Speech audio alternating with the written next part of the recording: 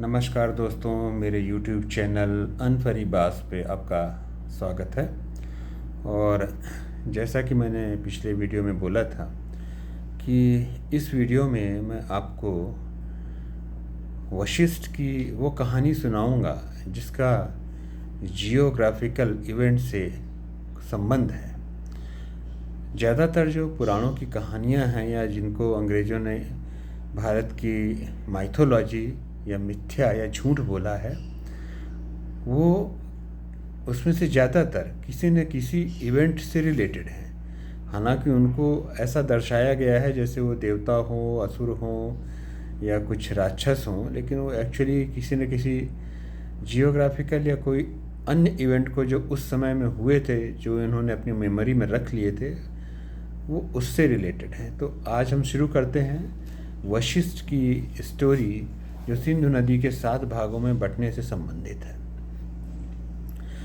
देखिए, वशिष्ठ के बारे में तो ज़्यादातर सभी हिंदुओं को पता है कि वो भगवान राम अर्थात इक्ष्वाकु वंश के गुरु थे। इसमें एक और भी बात है कि इक्ष्वाकु वंश के कई राजाओं में वशिष्ठ का गुरु के रूप में नाम आता है। तो इससे ये तो क्लियर है कि कोई एक पर्सन इतने पीढ़ियों तक जीवित नहीं रह सकता। तो वशिष्ठ एक्चुअली एक पदवी का नाम रहा होगा और वो पीढ़ी दर पीढ़ी चलता आया होगा आश्रम के हिसाब से। बट एनीवे, हम जो भी स्टोरी है उसको आगे शुरू करते हैं। तो वशिष्ठ का नाम विश्वामित्र से अक्सर जोड़ा जाता है, क्योंकि ये एक कहानी है जिसमें जो वशिष्ठ रहते हैं, वो अपने आश्रम में रहते हैं, और विश्वामित्र जो गाधी के पुत्र थे, वो वशिष्ठ के आश्रम में आते हैं। और वशिष्ठ के आश्रम में एक कामधेनु गाय रहती है, जिससे वशिष्ठ सारी सेनाओं को भोजन करा देते हैं, जिसके दम पर।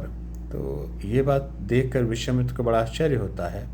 और चूंकि विश्वामित्र राजा रहते हैं और उनके पास बहुत बड़ी सेना रहती है, और उनको ये अहंकार रहता है कि वो अपने सेना और अपने सामर्थ्य और शक्ति के बल पर किसी के साथ कुछ भी कर सकते हैं, तो वो वशिष्ठ को बोलते हैं कि आप जो है वो ये कामधेनु गाय अपने पास मत रखिए, क्योंकि आप तो सन्यासी हैं, ऋषि हैं, आपको तो गरीबी में रहना चाहिए, ऐसा शास्त्रों का नियम है।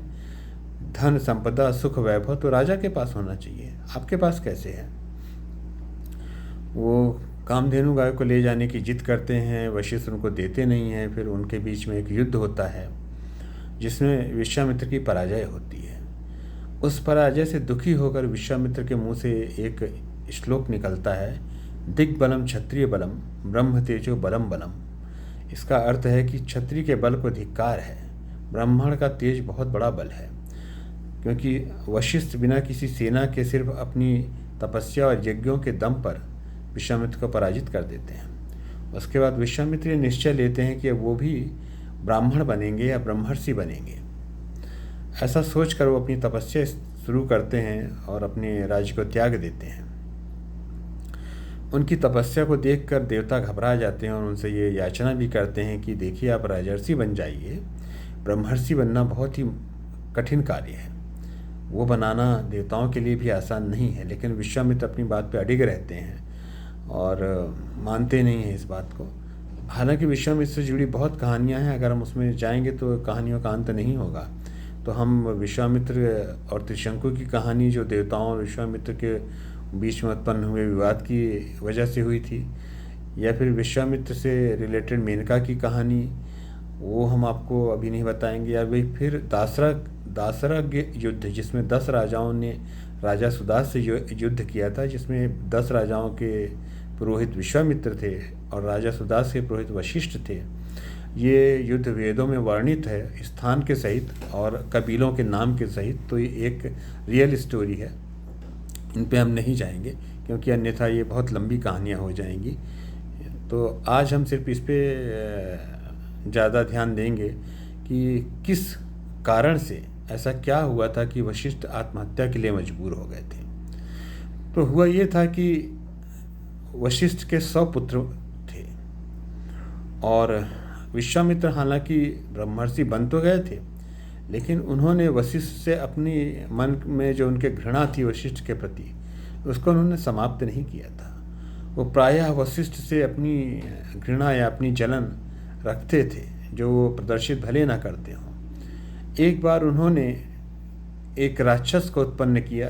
हुआ यूँ कि वशिष्ठ ने किसी राजा को श्राप दिया, वो राक्षस बन गया। राक्षस बनकर विश्वामित्र की शरण में गया, तो विश्वामित्र ने उसको ऐसा कुछ मंत्र दिया या कुछ ऐसा ज्ञान दिया या कुछ ऐसा उसको पट्टी पढ़ाई कि उसने आके वशिष्ठ के 100 पुत्रों को मार डाला। अपने सभी पुत्रों के मारे जाने से वशिष्ठ बेहद दुखी हुए। इस दुख में वो इतने ज़्यादा डूब गए कि उनको लगा कि अब उनके पास जीवित रहने का कोई कारण बचा नहीं है। अपने दुख में पूरी तरीके से डूबे हुए वशिष्ठ ने यह निश्चय किया कि अब वो आत्महत्या करके अपना जीवन समाप्त कर लेंगे, और ऐसा सोचकर वो सिंधु नदी में कूद गए, जिससे वो डूबकर अपने प्राण त्याग दें। देखिए, अब यहाँ पे एक बात यह है कि हम अक्सर ये सोचते हैं कि हमारे यहाँ नदियों को भी जीवित रूप में माना गया है, तो इसलिए जो सिंधु नदी होती है वो देखती है कि वशिष्ठ अपने प्राण देने के लिए तैयार हैं, और उनके प्राण जाने का जो ब्रह्म हत्या का दोष है, अगर वो सिंधु नदी में डूब के मरते हैं तो सिंधु नदी के ऊपर लगेगा। इसलिए नदी ने घबरा के अपनी धाराएं बना दी। नदी जो है वो 7 धाराओं में बट गई, जिससे वशिष्ठ जो है उनको डूबने में थोड़ा समय लगा, और उसी समय आकर उनको किसी ने सूचना दी, जब वो अपने प्राण त्यागने के लिए तैयार थे, कि आपकी जो बड़ी बहू है, जो बड़े पुत्र की पत्नी है, वो गर्भवती है और उसको कुछ दिनों में संतान की प्राप्ति होगी। ऐसा सुनकर वशिष्ठ प्रसन्न होते हैं, और प्रसन्न होकर वो अपने प्राण त्यागने का विचार त्याग देते हैं। लेकिन क्योंकि उस समय उनके संकल्प से और नदी में उनके कूदने से घबराई हुई सिंधु नदी 7 धाराओं में बंट जाती है, और वो सिंधु नदी 7 धाराओं में ही बनी रहती है, इसलिए उसको सप्त सिंधवा भी कहा जाता था। अब इसका जियोलॉजिकल इवेंट से कैसा रिलेशन है, ये मैं आपको बताना चाहता हूँ कि अब जब विज्ञान ने प्रगति की, और क्योंकि नदी जो है ये इसका पूरा डिटेल सर्वे किया गया, तो ये पता लगा कि जो नदी थी ये पहले एक ही धारा में बहती थी, लेकिन हजारों वर्ष पहले कुछ ऐसा इवेंट हुआ कि ये नदी 7 धाराओं में बंट गई। अब सोचने की बात ये है कि जिन्होंने इस कहानी को लिखा है पुराणों में कि ये नदी पहले एक धारा में थी, बाद में ये 7 धाराओं में बंट गई, इसका अर्थ ये है कि जब वो एक धारा में थी उस समय ये लोग वहाँ पे थे। इन लोगों ने इसको एक धारा में भी देखा है और 7 धाराओं में बंटते हुए भी देखा है। अर्थात जो भी घटना लिखी गई है ये इतने हजारों वर्ष पुरानी है, जिसका एविडेंस सिर्फ एक ही है अभी विज्ञान के रूप में, कि पहले एक धारा थी, फिर 7 धाराओं में बंट गई।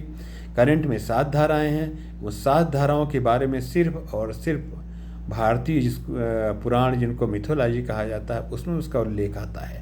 अगर ऐसा नहीं होता तो शायद ये कभी पता नहीं लगता ये नदी एक धारा में थी या फिर 7 धारा में कैसे बटी।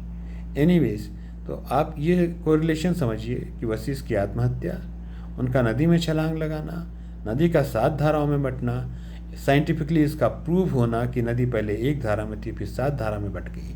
तो ये इवेंट जिसमें वशिष्ठ जो है वो नदी में कूदते हैं, ये कई हजारों वर्ष पुराना है। जो हमारे साइंटिस्ट कहते हैं कि ऋग्वेद सिर्फ 1500 BC तक में लिखा गया है। अगर ऋग्वेद 1500 BC में लिखा गया है तो वशिष्ठ का ये नदी में कूदने वाली घटना उससे भी अधिक पुरानी कैसे हो गई है।